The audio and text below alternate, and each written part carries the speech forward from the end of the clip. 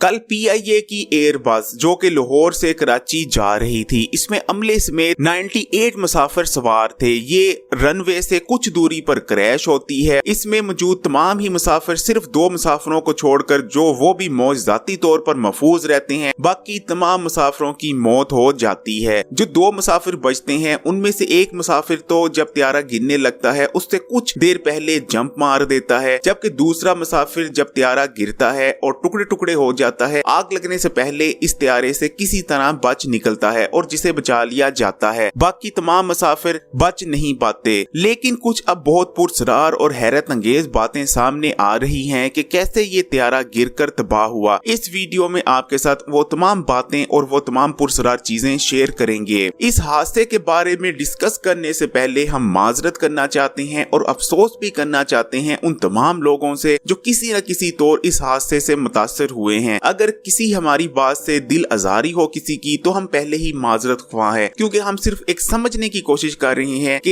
ये हादसा हुआ तो हुआ कैसे। हवाई सफर को महफूज तरीन सफर करार दिया जाता है। अगर आप ट्रेन में सफर कर रहे हैं, बस में सफर कर रहे हैं तो ज्यादा चांसेस रहते हैं कि आप किसी हादसे का शिकार हो सकते हैं। लेकिन जहाज उड़ने से पहले मुकम्मल तौर पर पूरी तरह से चेक किया जाता है इंजीनियर्स की जानिब से। एक एक पुर्जे और एक एक चीज की जांच पड़ताल की जाती है कि जहाज के तमाम सिस्टम वर्किंग कर रहे हैं। उसके बाद ही किसी जहाज को उड़ने की इजाजत दी जाती है। और जब भी कोई जहाज क्रैश होता है तो इस चीज को आपने याद रखना है, ये अल्लाह ताला की तरफ से कोई आजमाइश या अजाब नहीं होता, बल्कि इसमें जरूर कोई ना कोई गलती या कोताही रह गई होती है। वो मशीनी गलती भी हो सकती है और ज्यादातर चांसेस यही रहते हैं कि वो इंसानी गलती होती है। पीआईए की ये एयरबस कैसे क्रैश होती है, जो स्टोरी निकल कर आ रही है वो कुछ इस तरह है कि जब ये एयरबस लैंड होने लगती है एयरपोर्ट पर तो उससे पहले इसकी स्पीड भी ज्यादा थी और इस एयरबस की ऊंचाई भी ज्यादा थी जितनी इसकी होनी चाहिए थी। पायलट की जानिब से इस एयरबस को लैंड करवाने की कोशिश की जाती है। इस एयरबस के लैंडिंग गियर यानी पहिए भी जमीन पर लगते हैं, लेकिन फिर पायलट फैसला करता है कि उसे एक ऑर्बिट लेना है। ऑर्बिट लेने का मतलब ये है कि पायलट एक चक्कर लगाएगा हवा में ताकि इसकी स्पीड को कम किया जा सके और उस पर लाया जा सके जिस स्पीड पर इस एयरबस को लैंड करवाया जाना चाहिए। इसलिए पायलट दोबारा इस एयरबस को हवा में बुलंद करता है और एक चक्कर लगाता है। अब इस चक्कर लगाने के दौरान जो अभी तक बातें सामने आ रही हैं वो ये है कि लैंडिंग करने के दौरान इस एयरबस के इंजन क्योंकि जमीन से टकराते हैं इसलिए इंजन डैमेज हो जाते हैं और चक्कर लगाने के दौरान ये